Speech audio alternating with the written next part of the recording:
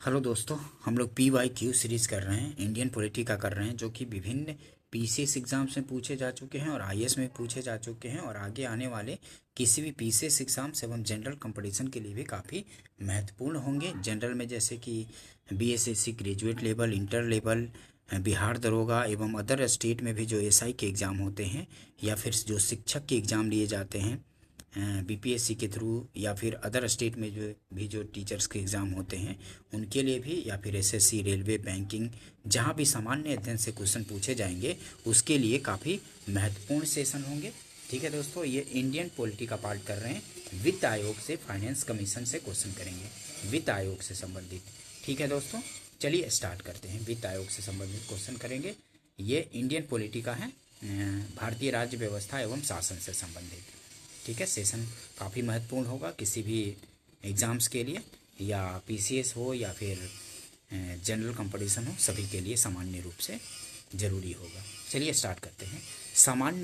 सामान्य रूप में भारत में प्रति 5 वर्ष बाद वित्त आयोग की नियुक्ति की जाती है। तो किस लिए की जाती है वित्त आयोग की नियुक्ति? ठीक है, सामान्य रूप में भारत में प्रति 5 वर्ष बाद वित्त आयोग की नियुक्ति की जाती है। किस वजह से, किस लिए?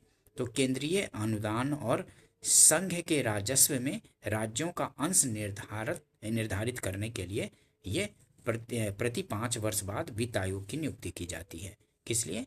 तो केंद्रीय अनुदान और संघ के राजस्व में राज्यों का अंश निर्धारित करने के लिए ये वित्त आयोग की नियुक्ति की जाती है। ठीक है, डी आंसर होगा।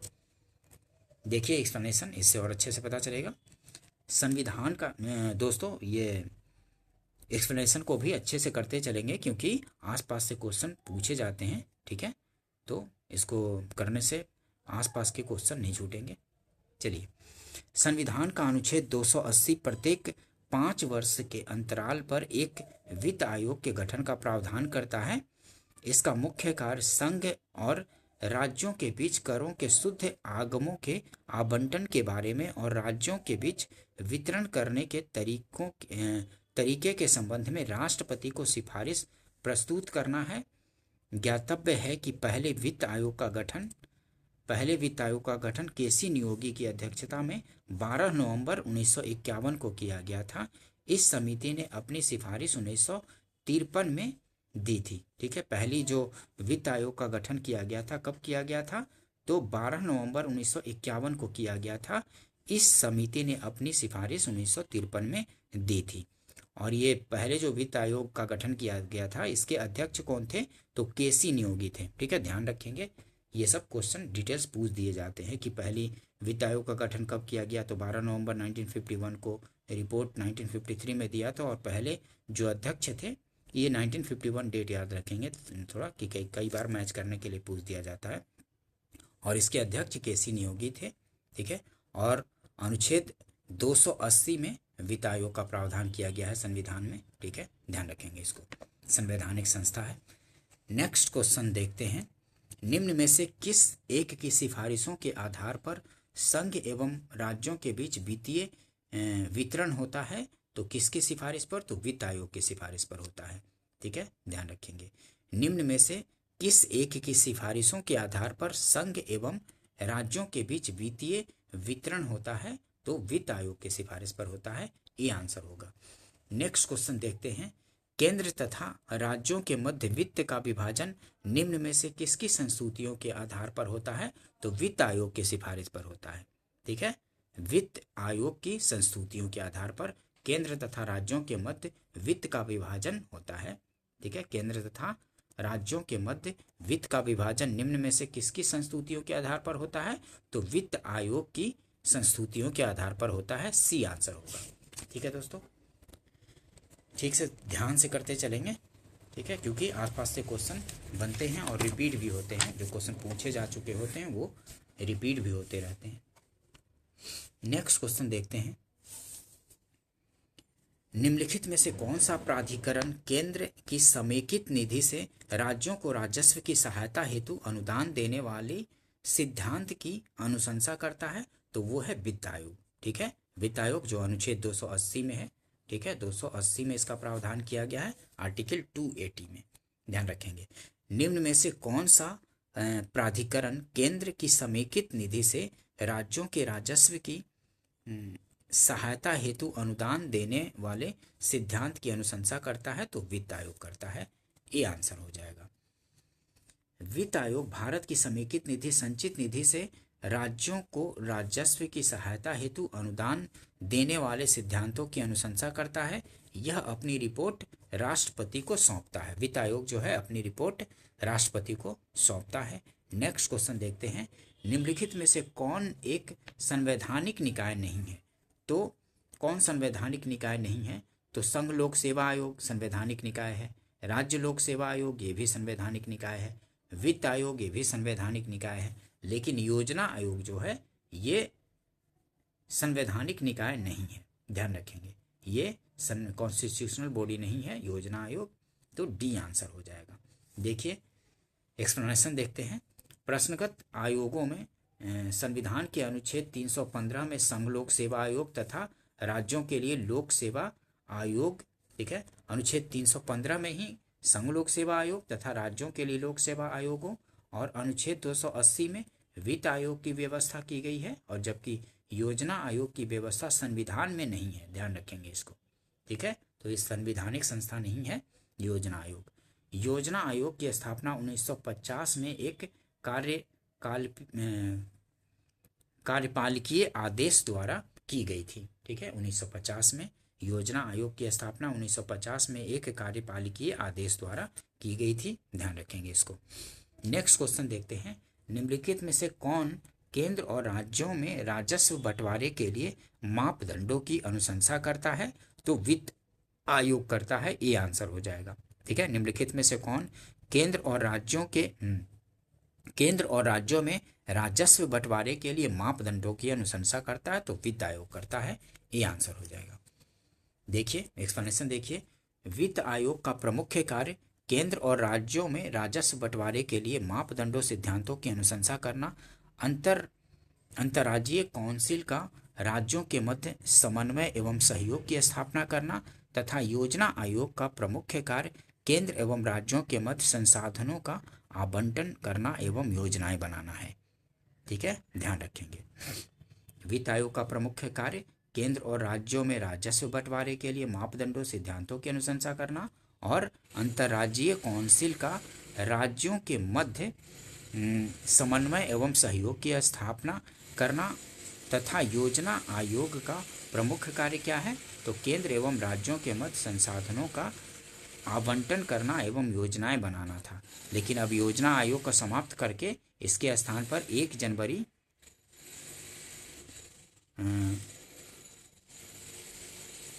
2015 को नीति आयोग का गठन कर दिया गया है, ठीक है, योजना आयोग के स्थान पर। इसको ध्यान रखेंगे, नीति आयोग का गठन किया गया है 1 जनवरी 2015 से। नेक्स्ट क्वेश्चन देखते हैं, निम्नलिखित में से किन निकायों का संविधान में उल्लेख नहीं है? ठीक है, संविधान में उल्लेख नहीं है पूछ रहा है। तो राष्ट्रीय विकास परिषद, योजना आयोग, क्षेत्रीय परिषदें, तो इन तीनों का उल्लेख संविधान में नहीं किया गया है। राष्ट्रीय विकास परिषद का भी नहीं, योजना आयोग का भी नहीं और क्षेत्रीय परिषदें का भी नहीं, तीनों का नहीं। तो कौन सा सही है? नीचे दिए गए कोड का प्रयोग कर सही उत्तर चुनिए। किन निकायों का संविधान में उल्लेख नहीं पूछ रहा था, तो नहीं है तीनों का, तो डी आंसर हो जाएगा। 1, 2, 3 तीनों। देखिए एक्सप्लेनेशन देखिए, भारतीय संविधान में राष्ट्रीय विकास परिषद, योजना आयोग व क्षेत्रीय परिषदों का उल्लेख नहीं है। राष्ट्रीय विकास परिषद 1952 में, नेशनल डेवलपमेंट काउंसिल 1952 में योजना आयोग के अनुषंग के रूप में बनाई गई थी, ठीक है। ये राष्ट्रीय विकास परिषद 1952 में योजना आयोग के अनुषंग के रूप में बनाई गई थी, जिससे राज्यों को योजनाओं के निर्माण में सहयुक्त किया जा सके, ठीक है। और योजना आयोग एक संविधानेतर निकाय है, ध्यान रखेंगे, संविधानेतर निकाय है, संवैधानिक निकाय नहीं है। योजना आयोग संविधानेतर निकाय है, जो संघ के मंत्रिमंडल भारत सरकार के एक संकल्प द्वारा 1950 में गठित की गई थी। संघ के मंत्रिमंडल भारत सरकार के एक संकल्प द्वारा 1950 में गठित किया गया था। नेक्स्ट क्वेश्चन देखते हैं, केंद्र एवं राज्यों के बीच करों की शुद्ध आय के वितरण के संदर्भ में निम्नलिखित में से कौन सी संस्था मूल सिद्धांतों को निरूपित करेगी? तो कौन सी संस्था जो है मूल सिद्धांतों को निरूपित करेगी करों के शुद्ध आय के वितरण का? तो वित्त आयोग करेगी। ठीक है, सी आंसर हो जाएगा। केंद्र एवं राज्यों के बीच करों की शुद्ध आय के वितरण के संदर्भ में निम्नलिखित में से कौन सी संस्था मूल सिद्धांत को निरूपित करेगी? तो वित्त आयोग करेगी। सी आंसर हो जाएगा, ध्यान रखेंगे। नेक्स्ट क्वेश्चन देखते हैं, निम्नलिखित कथनों पर विचार कीजिए। ठीक है, दो कथन दिए गए हैं और भारत में शेयर बाजार तथा फ्यूचर्स बाजार में हुई लेन देन पर कर, सही कथन चुनना है। तो इनमें क्या है? भारत में शेयर बाजार तथा फ्यूचर्स बाजार में हुई लेन देन पर कर संघ द्वारा लगाए जाते हैं, तो सही है। राज्यों द्वारा एकत्रित किए जाते हैं, तो ये भी सही है, सी आंसर हो जाएगा। भारत में शेयर बाजार तथा फ्यूचर्स बाजार में हुई लेन देन पर कर संघ द्वारा लगाए जाते हैं और राज्यों द्वारा एकत्रित किए जाते हैं, तो दोनों सही है, कथन कारण दोनों, ये दोनों स्टेटमेंट सही है, तो सी आंसर हो जाएगा। देखिए एक्सप्लेनेशन देखिए, संविधान की 7वीं अनुसूची में केंद्र एवं राज्यों के मध्य शक्तियों के बंटवारे के बारे में दिया गया है। इसके अंतर्गत 3 सूचियां हैं, संघ सूची, राज्य सूची और समवर्ती सूची। संघ सूची 7वीं अनुसूची में ही है, 3 सूचियां, संघ सूची, राज्य सूची, समवर्ती सूची। प्रश्नानुसार शेयर बाजार तथा फ्यूचर्स बाजार में हुए लेन देन पर कर संघ सूची के अंतर्गत आता है, तथापि संविधान का अनुच्छेद 268 के तहत ऐसे कर केंद्र द्वारा लगाए जाते हैं, परंतु राज्यों द्वारा संग्रहित और विनियोजित किए जाते हैं, ध्यान रखिएगा। नेक्स्ट क्वेश्चन देखते हैं, निम्न कथनों पर विचार कीजिए। वित्त आयोग के कार्य हैं, वित्त आयोग के क्या कार्य हैं? तो वो देखना है। वित्त आयोग के कार्य और 4 स्टेटमेंट दिए गए हैं, 4 में से चुनना है कि क्या कथन सही है। ठीक है, वित्त आयोग का कार्य, भारत की संचित निधि से धन निकालने की अनुमति देना वित्त आयोग का कार्य है? नहीं, संचित निधि से धन निकालने का तो संसद अनुमति देता है ना, तो ये गलत हो गया। प्राप्त करों को राज्यों के भागों में बांटना, प्राप्त करों को राज्यों के भागों में बांटना मतलब राज्यों के बीच बंटवारा, तो ये सही है। ठीक है, दूसरा सही हो गया, वित्त आयोग का कार्य है और बांटने की सिफारिश देती है ये वित्त आयोग। ठीक है, प्राप्त करों और राज्यों के भागों में बांटना और सहायता अनुदान के लिए राज्यों के आवेदनों पर विचार करना, तो ये भी सही है, सहायता अनुदानों के लिए राज्यों के आवेदनों पर विचार भी करता है। और संघ सरकार तथा राज्य सरकारें बजट के प्रावधानों के अनुसार करों की उगाही कर रही है या नहीं, इसकी देखरेख करना तथा उस पर रिपोर्ट देना, ऐसा कार्य नहीं है इसका, ये गलत हो गया। ठीक है, बजट के प्रावधानों में ये संघ सरकार तथा राज्य सरकारें बजट के प्रावधानों के अनुसार करों की उगाही कर रही है या नहीं, इसकी देखरेख करना तथा उस पर रिपोर्ट देना, इसका कार्य नहीं है वित्त आयोग का, तो ये गलत हो गया। पहला भी गलत हो गया और चौथा भी गलत हो गया, दूसरा और तीसरा सही हो गया, तो बी आंसर हो जाएगा। ठीक है, दूसरा और तीसरा सही, बी आंसर होगा, ध्यान रखेंगे। देखिए एक्सप्लेनेशन देखते हैं, इससे और अच्छे से समझ आ जाएगा। देखिए, संविधान के अनुच्छेद 280(3) के अनुसार वित्त आयोग के कार्य क्या क्या हैं? तो देखते हैं, केंद्र व राज्यों में राजस्व बंटवारे के लिए मापदंडों सिद्धांतों की अनुशंसा करना, और दूसरा संघ द्वारा राज्यों के दिए जाने वाला सहायता अनुदानों के संबंध में सिद्धांत निश्चित करना, और राज्यों के वित्त आयोगों द्वारा दी गई सिफारिशों के आधार पर पंचायतों के विकास के लिए राज्य की निधि में वृद्धि के लिए आवश्यक उपाय सुझाना, मतलब राज्यों के वित्त आयोगों द्वारा दी गई सिफारिशों के आधार पर पंचायतों के विकास के लिए राज्य की निधि में वृद्धि के लिए आवश्यक उपाय सुझाना, और चौथा है कोई अन्य विषय जिसके बारे में राष्ट्रपति आयोग से सिफारिश करेगा, और भारत की संचित निधि से धन निकालने के लिए अनुमति देना संसद का कार्य है। ठीक है, ध्यान रखेंगे, भारत की संचित निधि से धन निकालने की अनुमति देना संसद का कार्य है, इसलिए पहला स्टेटमेंट गलत हो गया था। ठीक है, और संघ सरकार तथा राज्य सरकारें बजट के प्रावधानों के अनुसार करों की उगाही कर रही है या नहीं, इसकी देखरेख करना वित्त मंत्रालय का कार्य है। ठीक है, वित्त आयोग, ये वित्त आयोग, वित्त आयोग का कार्य नहीं है, ये वित्त मंत्रालय का कार्य है। ये उगाही कर रही है या नहीं ये कार्य, ठीक है, तो ध्यान रखेंगे। नेक्स्ट क्वेश्चन देखते हैं, वित्त आयोग का मुख्य कार्य क्या है? तो वित्त आयोग का मुख्य कार्य है केंद्रीय करों में राज्यों के भाग तथा केंद्र द्वारा राज्यों के लिए दी जाने वाली वित्तीय सहायता के सिद्धांत निर्धारित करना। ये आंसर हो जाएगा। वित्त आयोग का मुख्य कार्य क्या है? ये वित्त आयोग का मुख्य कार्य है केंद्रीय करों में राज्यों के भाग तथा केंद्र द्वारा राज्यों के लिए दी जाने वाली वित्तीय सहायता के सिद्धांत निर्धारित करना। ये आंसर हो जाएगा। नेक्स्ट क्वेश्चन देखते हैं, वित्त आयोग राष्ट्रपति को संस्तुति भेजने में मुख्य रूप से संबंधित है। तो वित्त आयोग राष्ट्रपति को संस्तुति भेजने में मुख्य रूप से संबंधित है तो राज्यों को दिए जाने वाले अनुदान के सिद्धांत से और राज्यों एवं केंद्र के बीच करों के बंटवारे से। तो ये दोनों से, ए और बी दोनों से, तो डी आंसर हो जाएगा। ठीक है, राज्यों को दिए जाने वाले अनुदान के सिद्धांत से और राज्यों एवं केंद्र के बीच करों के बंटवारे से, दोनों से है, संस्तुति भेजता है ये। वित्त आयोग राष्ट्रपति को संस्तुति भेजने में मुख्य रूप से संबंधित है तो ए और बी दोनों से, डी आंसर हो जाएगा, ए और बी दोनों। नेक्स्ट क्वेश्चन देखते हैं,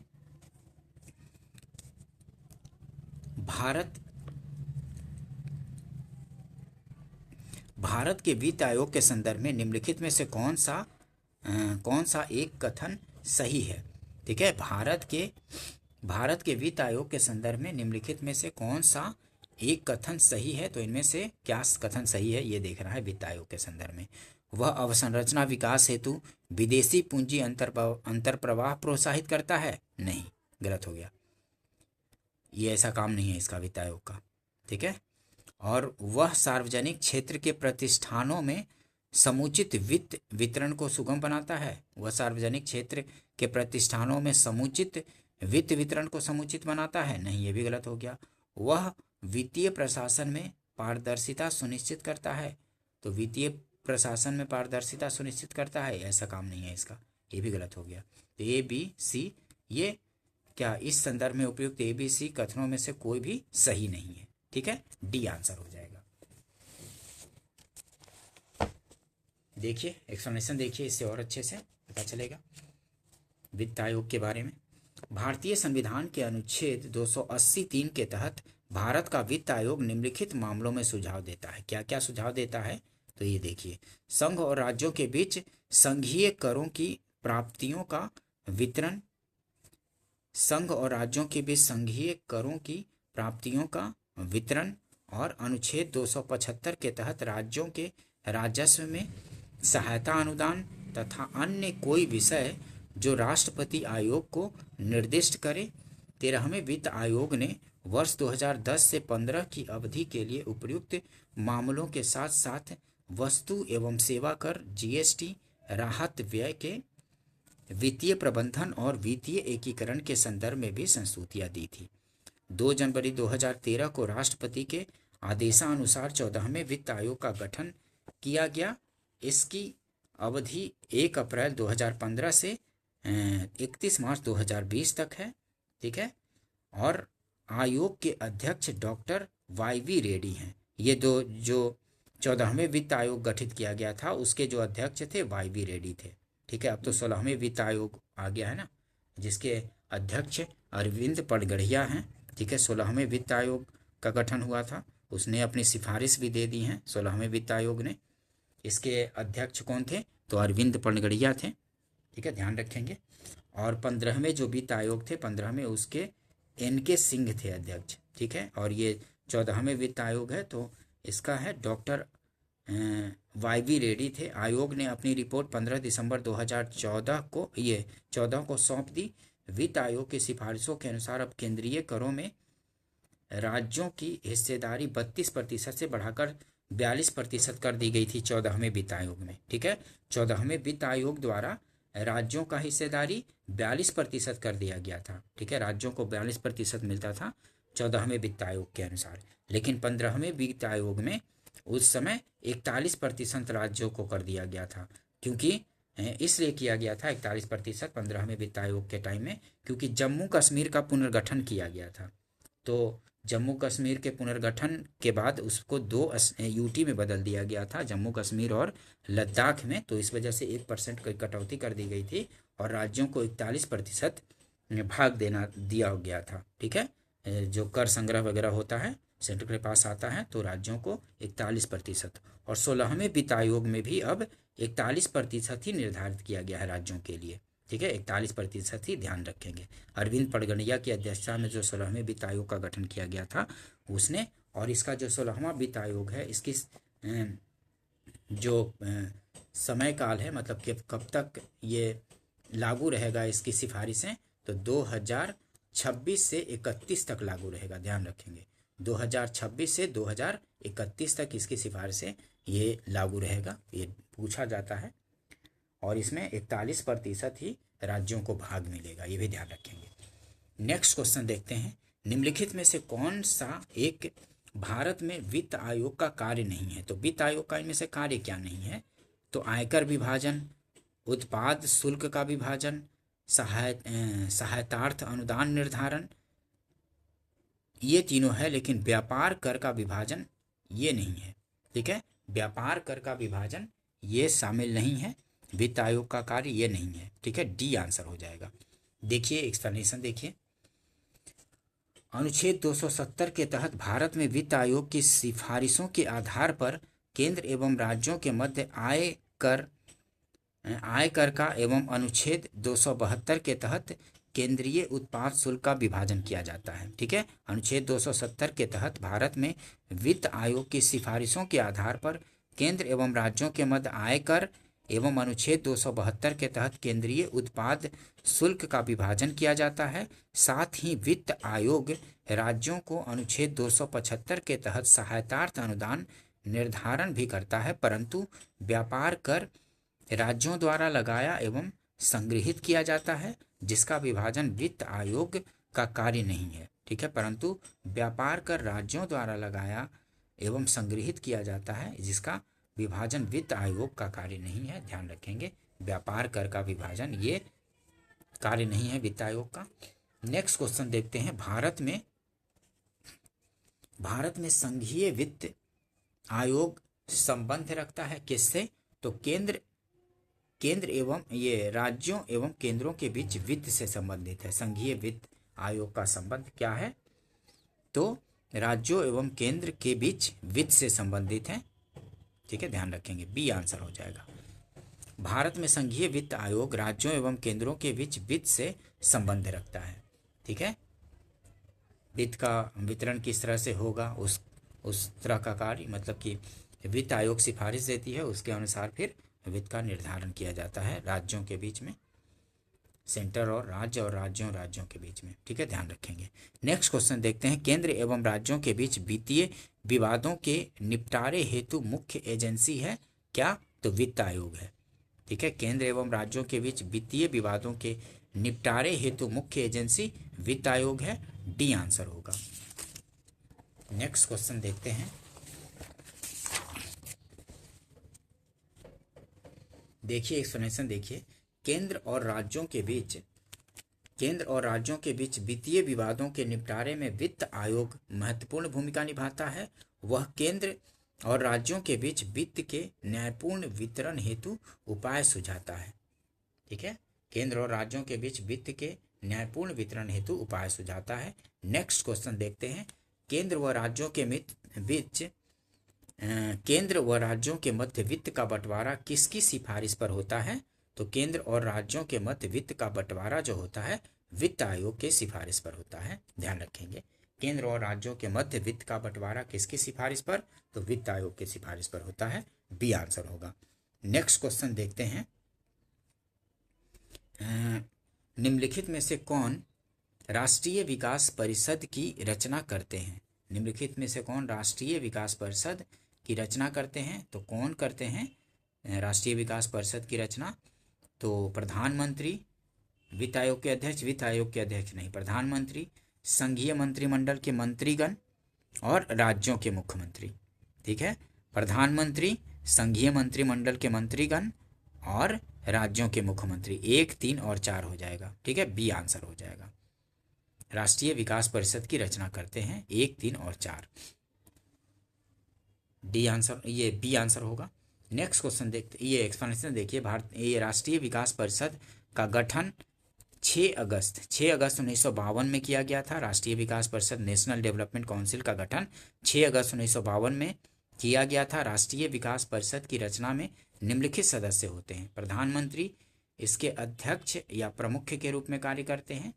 प्रधानमंत्री, सभी संघीय मंत्रिमंडलों के मंत्रीगण, सभी संघीय मंत्रिमंडल के मंत्रीगण, सभी राज्यों के मुख्यमंत्री और सभी केंद्र शासित क्षेत्रों के मुख्यमंत्री या प्रशासक, सभी केंद्र शासित राज्यों के मुख्यमंत्री या प्रशासक और योजना आयोग के सदस्य। ठीक है, योजना आयोग के सदस्य। ठीक है, अब तो योजना आयोग समाप्त कर दिया गया है। ठीक है, उसके स्थान पर नीति आयोग आ गया है। नेक्स्ट देखते हैं, नेक्स्ट क्वेश्चन। निम्नलिखित वक्तव्यों पर विचार कीजिए, नीचे दिए गए कूट से सही उत्तर चुनिए। ठीक है, तो सही उत्तर चुनना है। राज्य वित्त आयोग एक संवैधानिक निकाय है। राज्य वित्त आयोग एक संवैधानिक निकाय है, तो सही है। ठीक है, संघीय वित्त आयोग पंचायतों को वित्तीय सहायता देने के लिए संस्तुति नहीं कर सकता है, तो ये गलत हो गया। संघीय वित्त आयोग पंचायतों को वित्तीय सहायता देने के लिए संस्तुति नहीं कर सकता, ये बोल रहा है नहीं कर सकता। ठीक है, तो ये गलत हो गया, कर सकता है संघीय वित्त आयोग। तो ए सही परंतु आर गलत हो गया, तो सी आंसर हो जाएगा। ए सही किंतु आर गलत। ध्यान रखेंगे इसको। देखिए एक्सप्लेनेशन देखिए, इससे और ध्यान में आ जाएगा। भारतीय संविधान के अनुच्छेद 243 आई के तहत, ठीक है, ध्यान रखेंगे कि भारतीय संविधान के अनुच्छेद 243 आई के तहत यह प्रावधान है कि राज्यपाल 73 में संविधान संशोधन अधिनियम 1992 के लागू होने के 1 वर्ष के अंदर तथा उसके बाद प्रत्येक 5 साल बाद एक वित्त आयोग की स्थापना करेगा। इस प्रकार राज्य वित्त आयोग एक संवैधानिक संस्था है।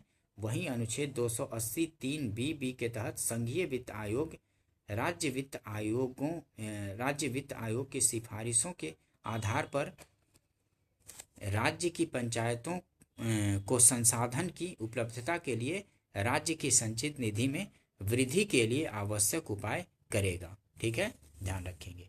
ये सही है परंतु कथन आर गलत है। नेक्स्ट क्वेश्चन देखते हैं। ये सही है परंतु आर गलत है। नेक्स्ट क्वेश्चन देखते हैं। संघ एवं राज्यों के बीच करों के विभाजन संबंधी प्रावधानों को राष्ट्रीय आपात के समय निलंबित किया जा सकता है। तो राष्ट्रीय आपात के समय निलंबित किया जा सकता है।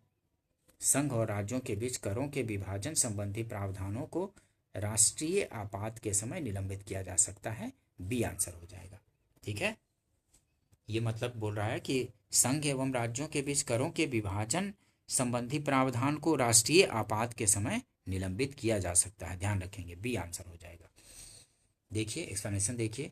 संघ एवं राज्यों के बीच करों के विभाजन संबंधी अनुच्छेद 268 से अनुच्छेद 279 तक प्रावधानों को संविधान के राष्ट्रीय आपात की स्थिति में अनुच्छेद 354(1) के तहत राष्ट्रपति के आदेश के द्वारा निलंबित या उस आदेश में विनिर्दिष्ट उपांतरणों के अधीन प्रभावी किया जा सकता है।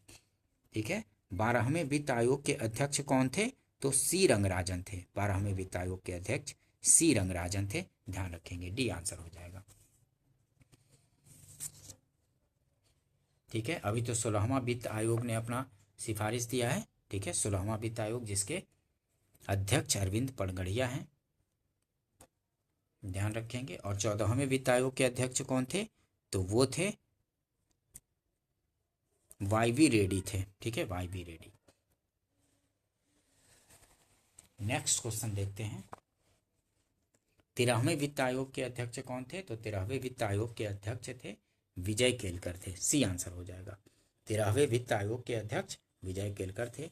नेक्स्ट क्वेश्चन देखते हैं। निम्नलिखित में से कौन वित्त आयोग द्वारा की गई प्रत्येक सिफारिश को संसद के प्रत्येक सदन के समक्ष रखवाएगा। तो कौन रखवाएगा? भारत का राष्ट्रपति रखवाता है प्रत्येक सदन के समक्ष। निम्नलिखित में से कौन वित्त आयोग द्वारा की गई प्रत्येक सिफारिश को संसद के प्रत्येक सदन के समक्ष रखवाएगा? तो भारत का राष्ट्रपति रखवाएगा। ये आंसर हो जाएगा। नेक्स्ट क्वेश्चन देखते हैं। वित्त आयोग का गठन किया जाता है तो प्रत्येक 5वें वर्ष किया जाता है ना, ठीक है। वित्त आयोग का गठन किया जाता है प्रत्येक 5वें वर्ष, सी आंसर होगा। नेक्स्ट क्वेश्चन देखते हैं। वित्त आयोग का गठन किया जाता है तो 5 वर्ष की अवधि के लिए, ठीक है, 5 वर्ष की अवधि के लिए। ये जो 16वां वित्त आयोग है, ठीक है, 16वां जो वित्त आयोग है जिसके अध्यक्ष अरविंद पनगड़िया हैं, ये इनकी जो सिफारिश है अब कब तक लागू रहेगी? तो 2026 से 31 तक, ठीक है। 2026 ये 26 27 से 2030 31 तक के लिए ये इसकी सिफारिशें लागू रहेंगी 5 साल के लिए, 2026 से 31 तक। ध्यान रखेंगे 2026-27 से 2030-31 तक, ठीक है। और इसमें करों का निर्धारण जो किया गया है तो 41% राज्यों को इसमें देने का सिफारिश है। ध्यान रखेंगे जैसा कि 15वें वित्त आयोग में भी 41% ही था, और लेकिन 14वां वित्त आयोग में 42% था, लेकिन 15वें वित्त आयोग में 41% कर दिया गया था राज्यों का शेयर। क्यों? क्योंकि जम्मू कश्मीर का पुनर्गठन किया गया था, वो यूटी बना दिया गया था 2 भाग में, जम्मू कश्मीर और लद्दाख। तो 1% काट लिया गया था और 41% फिर 16वां वित्त आयोग द्वारा भी यही निर्धारित किया गया है 41% ही, ठीक है। ध्यान रखेंगे। राज्य वित्त आयोग के संबंध में निम्नलिखित कथनों में से कौन सा सही है? तो राज्य वित्त आयोग के संबंध में निम्नलिखित कथनों में से कौन सा सही है? तो यह एक संवैधानिक संस्था है। राज्य वित्त आयोग भी है जो कि संवैधानिक संस्था ही है। ध्यान रखेंगे यह एक संवैधानिक संस्था है राज्य वित्त आयोग भी।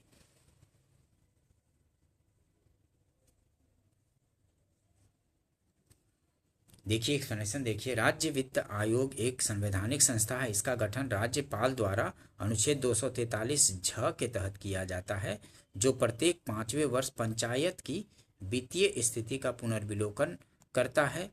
अनुच्छेद 243 म के तहत राज्य वित्त आयोग नगर पालिकाओं की वित्तीय स्थिति का भी पुनर्विलोकन करता है, ठीक है। अनुच्छेद 243 म के तहत राज्य वित्त आयोग नगर पालिकाओं की वित्तीय स्थिति का पुनर्विलोकन भी करता है। ध्यान रखेंगे।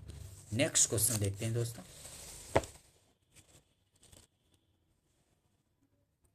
संविधान लागू होने के पश्चात अब तक कितने वित्तीय आयोग बनाए जा चुके हैं? तो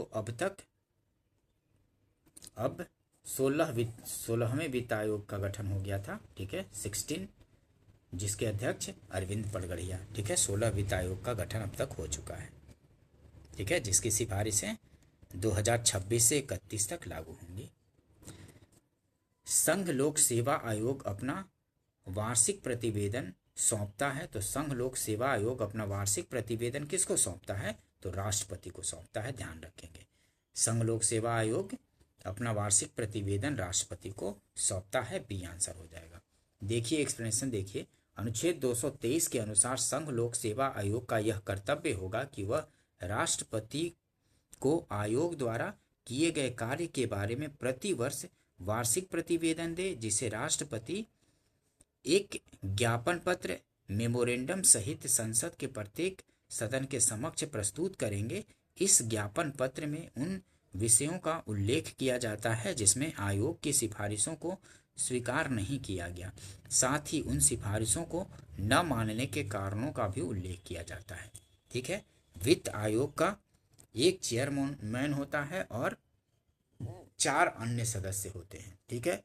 एक चेयरमैन होता है और प्लस 4 अन्य सदस्य होते हैं वित्त आयोग में। ध्यान रखेंगे कुल टोटल 5 सदस्य होते हैं, ठीक है, कुल टोटल 5, एक चेयरमैन और 4 सदस्य अन्य होते हैं। ध्यान रखेंगे वित्त आयोग में। वित्त आयोग का एक चेयरमैन, एक अध्यक्ष और 4 अन्य सदस्य होते हैं। सी आंसर हो जाएगा। सी आंसर होगा। देखिए संविधान के अनुच्छेद 280(1) के तहत वित्त आयोग राष्ट्रपति द्वारा नियुक्त किए जाने वाले एक अध्यक्ष और 4 अन्य सदस्यों से मिलकर बनता है। ठीक है, ये भी क्वेश्चन पूछ दिया जाता है कि वित्त आयोग का गठन, ये संविधान के अनुच्छेद 280(1) के तहत वित्त आयोग राष्ट्रपति द्वारा नियुक्त किया जाता है। वित्त आयोग क्या है? संविधान के अनुच्छेद 280(1) के तहत वित्त आयोग राष्ट्रपति द्वारा नियुक्त किए जाने वाले एक अध्यक्ष और 4 अन्य सदस्यों से मिलकर बनता है। ध्यान रखेंगे इसको। नेक्स्ट क्वेश्चन देखते हैं। निम्न में से किस मामले में राज्य लोक सेवा आयोग से परामर्श नहीं लिया जाता? तो निम्न में से किस मामले में राज्य लोक सेवा आयोग से परामर्श नहीं लिया जाता? तो सिविल सेवाओं का स्थानांतरण पर, ठीक है, सिविल सेवाओं का स्थानांतरण पर राज्य लोक सेवा आयोग से परामर्श नहीं लिया जाता।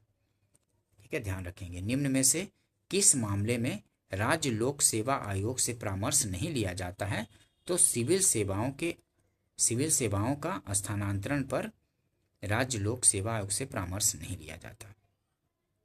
ठीक है, निम्न में से किस मामले में राज्य लोक सेवा आयोग से परामर्श नहीं लिया जाता? तो सिविल सेवाओं का स्थानांतरण पर।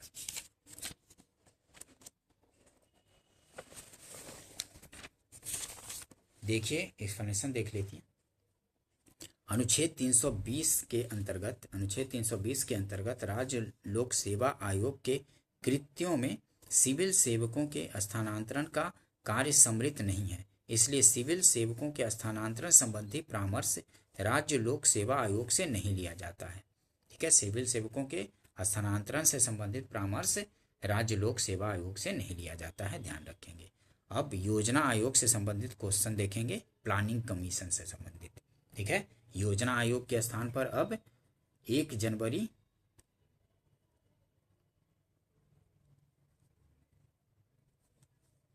2015 को नीति आयोग का गठन कर दिया गया। ठीक है, ध्यान रखेंगे, नीति आयोग का गठन कर दिया गया 1 जनवरी 2015 को योजना आयोग के स्थान पर। तो देखिए योजना आयोग की स्थापना कब हुई थी? तो 15 मार्च 1950 को हुई थी। ठीक है, ये भी डेट अभी भी पूछ दिया जाता है कि योजना आयोग की स्थापना कब हुई थी? तो 15 मार्च 1950 को हुई थी। देखिए, वित्त आयोग के विपरीत योजना आयोग एक गैर संवैधानिक या संविधानेतर, ये योजना आयोग जो है गैर संवैधानिक या संविधानेतर तथा गैर सांविधिक संस्था है। इसका संविधान में कोई उल्लेख नहीं है। ठीक है, इसका संविधान में कोई उल्लेख नहीं है। इसका गठन केंद्रीय मंत्रिमंडल के एक संकल्प द्वारा 15 मार्च 1950 को किया गया। प्रधानमंत्री इसका पदेना अध्यक्ष होता है योजना आयोग का। ठीक है, प्रधानमंत्री जो होते हैं योजना आयोग के पदेना अध्यक्ष होते थे। इसका मुख्य कार्य केंद्र की पंचवर्षीय योजना का निर्माण करना तथा राज्यों की वार्षिक योजनाओं के संबंध में सलाह देना है। ठीक है, राज्यों को केंद्र के द्वारा जो भी सहायता अनुदान दिए जाते हैं उसमें से लगभग 70% आयोग की सिफारिशों के आधार पर ही दिए जाते थे। उल्लेखनीय है कि अब योजना आयोग को समाप्त कर उसके स्थान पर 1 जनवरी 2015 को नीति आयोग, ठीक है, नीति national institution for transforming India आयोग का गठन कर दिया गया था। National institution for transforming India आयोग का मतलब नीति आयोग का गठन कर दिया गया था। यह भी पूछा जाता है, नीति का full form national institution for transforming India. ठीक है, स्थापित कर दिया गया है। वर्तमान में इसके उपाध्यक्ष जो हैं कौन है? तो अब सुमन बेरी हैं। जो पहले उपाध्यक्ष थे वो अरविंद पनगड़िया बनाए गए थे, जो कि अब यही अरविंद पनगड़िया जो हैं वो 16वें वित्त आयोग के अध्यक्ष हैं। ठीक है, 16वें वित्त आयोग का गठन इन्हीं के अध्यक्षता में गठित की गई है। और जो अभी नीति आयोग के उपाध्यक्ष जो हैं वो कौन है? तो सुमन बेरी है, सुमन बेरी। ठीक है, सुमन बेरी ये नीति आयोग के उपाध्यक्ष हैं। ध्यान रखेंगे इसको। निम्नलिखित में से कौन सा एक संविधानेतर संस्था है? तो संविधानेतर संस्था इसमें से नीति आयोग है, बी आंसर हो जाएगा। ठीक है, संविधानेतर संस्था योजना आयोग और नीति आयोग, ये दोनों संविधानेतर संस्था है। योजना आयोग तो अब सब खत्म कर दी गई है, ठीक है, उसी के स्थान पर NITI Aayog, national institution for transforming India का गठन किया गया है। योजना आयोग का अंत किस प्रधानमंत्री ने किया? तो किसने किया था? नरेंद्र मोदी ने किया था, ठीक है। 1 जनवरी 2015 को आया था, नीति आयोग का गठन किया गया था, ध्यान रखेंगे। नेक्स्ट क्वेश्चन ये देखिए, एक्सप्लेनेशन देखिए, इससे और अच्छे से पता चलेगा। प्रधानमंत्री नरेंद्र मोदी ने 15 अगस्त 2014 को लाल किले की प्राचीर से स्पष्ट रूप घोषित किया था कि योजना आयोग के स्थान पर नया संस्थान अस्तित्व में आएगा। 1 जनवरी 2015 को नया संस्थान नीति आयोग योजना आयोग के स्थान पर अस्तित्व में आया। योजना आयोग को इसी दिन समाप्त घोषित कर दिया गया, ठीक है। 1 जनवरी 2015 को ही नीति आयोग का गठन कर दिया गया, योजना आयोग के ही स्थान पर, ठीक है। योजना आयोग की स्थापना की गई तो संघीय मंत्री परिषद द्वारा एक विशेष प्रस्ताव पारित करके, ठीक है, संघीय मंत्री परिषद द्वारा एक विशेष प्रस्ताव पारित करके योजना आयोग की स्थापना की गई थी, ध्यान रखेंगे, सी आंसर हो जाएगा। नेक्स्ट क्वेश्चन देखते हैं, वित्त आयोग एवं योजना आयोग के परस्पर विलय का प्रस्ताव किसने दिया था? तो दिया था एमवी माथुर ने दिया था कि वित्त आयोग और योजना आयोग के परस्पर विलय का प्रस्ताव किसने दिया था? तो एमवी माथुर ने दिया था, सी आंसर हो जाएगा, ठीक है। एमवी माथुर ने वित्त आयोग एवं योजना आयोग के परस्पर विलय का प्रस्ताव दिया था। नेक्स्ट क्वेश्चन देखते हैं, निम्न में से कौन संविधानेतर संस्था है? तो इनमें से संघ लोक सेवा आयोग, वित्त आयोग, योजना आयोग, चुनाव आयोग, तो योजना आयोग संविधानेतर संस्था है और नीति आयोग भी संविधानेतर संस्था है, सी आंसर हो जाएगा। देखिए, योजना आयोग एक संविधानेतर संस्था थी, ठीक है, क्योंकि इसका संविधान में कोई उल्लेख नहीं है, जबकि संघ लोक सेवा आयोग अनुच्छेद 315 में, वित्त आयोग अनुच्छेद 280 में, चुनाव आयोग 324 में एवं अंतर्राज्यीय परिषद अनुच्छेद 263 आदि संस्थाएं या निकाय हैं, ठीक है। अंतर्राज्यीय परिषद अनुच्छेद 263 में उल्लेखित है और चुनाव आयोग अनुच्छेद 324 में, वित्त आयोग अनुच्छेद 280 में और संघ लोक सेवा आयोग अनुच्छेद 315 में। ये पूछा जाता है मैच करने के लिए भी या ऐसे भी पूछ दिया जाएगा, तो इसको ध्यान रखेंगे। नेक्स्ट क्वेश्चन देखते हैं, निम्नलिखित में से कौन सा एक संविधान का अंग नहीं है? तो निर्वाचन आयोग है, 324 में है, वित्त आयोग अनुच्छेद 280 में है, अंतर्राज्यीय परिषद 263 में है, योजना आयोग ये संविधान का अंग नहीं है, ये संविधानेतर संस्था है या गैर संवैधानिक निकाय है, ठीक है, डी आंसर हो जाएगा। नेक्स्ट क्वेश्चन देखिए,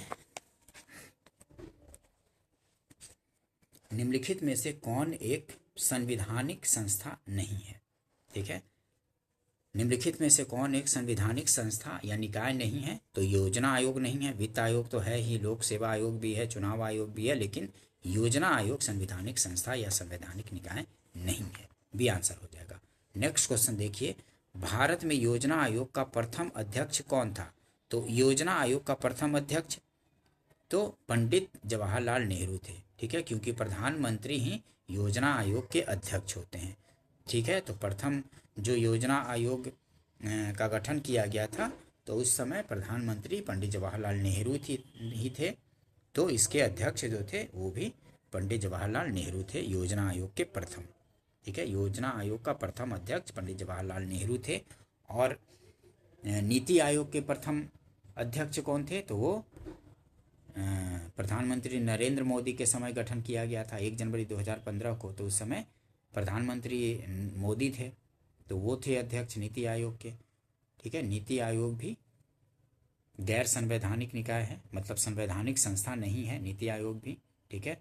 और नीति आयोग के भी अध्यक्ष होते हैं प्रधानमंत्री ही होते हैं, पदेना अध्यक्ष, ठीक है, ध्यान रखेंगे। जो प्रधानमंत्री होंगे वही नीति आयोग के अध्यक्ष होंगे। देखिए एक्सप्लेनेशन देखिए, भारत में नियोजन को प्रभावशाली बनाने के लिए 15 जनवरी 1950 के तत्कालीन केंद्रीय मंत्रिमंडल के संकल्प द्वारा 15 मार्च 1950 को योजना आयोग का गठन किया गया। योजना आयोग के प्रथम अध्यक्ष तत्कालीन प्रधानमंत्री जवाहरलाल नेहरू थे, क्योंकि प्रधानमंत्री इसका पदेना अध्यक्ष होता है। योजना आयोग के स्थान पर स्थापित नवीनतम नीति आयोग के अध्यक्ष प्रधानमंत्री ही हैं, ध्यान रखेंगे। नेक्स्ट क्वेश्चन देखते हैं, योजना आयोग का अध्यक्ष कौन होता है? तो प्रधानमंत्री ही होते थे। नेक्स्ट क्वेश्चन देखते हैं, योजना आयोग के पदेना अध्यक्ष? तो प्रधानमंत्री, डी आंसर हो जाएगा। नेक्स्ट क्वेश्चन देखते हैं, नीति आयोग के विषय में निम्नलिखित में से कौन सा एक सही नहीं है? तो नीति आयोग के विषय में पूछ रहा है, निम्नलिखित में से कौन सा एक सही नहीं है? तो इसका गठन योजना आयोग के स्थान पर किया गया है, तो सही है। इसके एक पूर्णकालिक अध्यक्ष होता है? नहीं, पूर्णकालिक अध्यक्ष नहीं होता है। जो प्रधानमंत्री होंगे वही अध्यक्ष होते हैं, तो पूर्णकालिक वो अध्यक्ष थोड़ी ना होंगे, तो प्रधानमंत्री हैं। ठीक है, तो बी ही गलत है, सही नहीं पूछ रहा था। तो इसके एक पूर्णकालिक अध्यक्ष होते हैं? नहीं, इसका एक पूर्णकालिक अध्यक्ष होता है? नहीं, गलत हो गया, तो यही आंसर हो गया। इसका गठन जनवरी 2015 में किया गया था, सही है। यह सहकारी संघवाद के सिद्धांत पर आधारित है, तो ये भी सही है, लेकिन बी गलत है, तो बी ही आंसर हो जाएगा। देखिए एक्सप्लेनेशन देखिए, इससे और अच्छे से समझ आ जाएगा। देखिए, नीति आयोग के विषय में विकल्प भी सही नहीं है, क्योंकि नीति आयोग का एक अध्यक्ष प्रधानमंत्री होता है। नीति आयोग का अध्यक्ष प्रधानमंत्री होता है, जो प्रधानमंत्री के कार्यकाल के साथ साथ बदलता रहता है।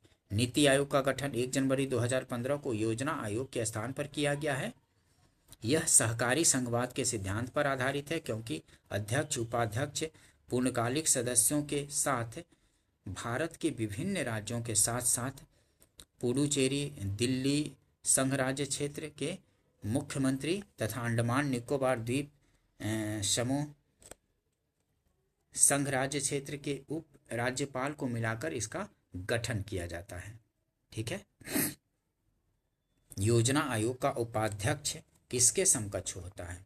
तो कैबिनेट मंत्री के समकक्ष होता था। योजना आयोग का उपाध्यक्ष किसके समकक्ष होता है? तो कैबिनेट मंत्री के समकक्ष होता था, सी आंसर हो जाएगा। योजना आयोग के उपाध्यक्ष का दर्जा भारत सरकार के कैबिनेट मंत्री के समान है। ध्यातव्य है कि योजना आयोग के प्रथम उपाध्यक्ष गुलजारी लाल नंदा थे, ध्यान रखेंगे। योजना आयोग के प्रथम जो उपाध्यक्ष थे गुलजारी लाल नंदा थे, और योजना आयोग के प्रथम अध्यक्ष थे उस समय कौन प्रधानमंत्री थे? जवाहरलाल नेहरू थे, ध्यान रखेंगे। योजना आयोग के उपाध्यक्ष को भारत सरकार के सरकारी वरीयता क्रम से महत्व का दर्जा दिया गया है, भारत सरकार के कैबिनेट मंत्री के समान का। ठीक है, जो उपाध्यक्ष, योजना आयोग के उपाध्यक्ष को भारत सरकार के सरकारी वरीयता क्रम में महत्व का दर्जा दिया गया है। क्या महत्व दिया गया है? तो भारत सरकार के कैबिनेट मंत्री के समान का दर्जा दिया गया है उपाध्यक्ष को। ठीक है, दिया गया था। नेक्स्ट क्वेश्चन देखते हैं, भारत में इनमें से कौन योजना आयोग का उपाध्यक्ष नहीं रहा है? तो योजना आयोग के उपाध्यक्ष डॉक्टर मनमोहन सिंह रहे हैं, प्रणब मुखर्जी रहे हैं, पी चिदम्बरम नहीं रहे थे, सी आंसर हो जाएगा। मोंटेग अहलूवालिया भी रहे थे। ठीक है, सी आंसर हो जाएगा। पी चिदम्बरम योजना आयोग के उपाध्यक्ष नहीं रहे थे। ठीक है दोस्तों, अगर सेशन पसंद आया हो तो इसको लाइक कीजिए, अपने फ्रेंड सर्किल ग्रुप में शेयर भी कर दीजिए। ठीक है, अपने फ्रेंड कम से कम एक ग्रुप में, और चैनल को सब्सक्राइब भी कर लीजिए, ताकि इस तरह के इम्पोर्टेंट वीडियो कभी भी डालूँ तो आपको मिल सके और आप अपनी तैयारी को बेहतर कर सकें। ठीक है दोस्तों, मिलते हैं नेक्स्ट वीडियो में। वीडियो देखने के लिए थैंक यू दोस्तों।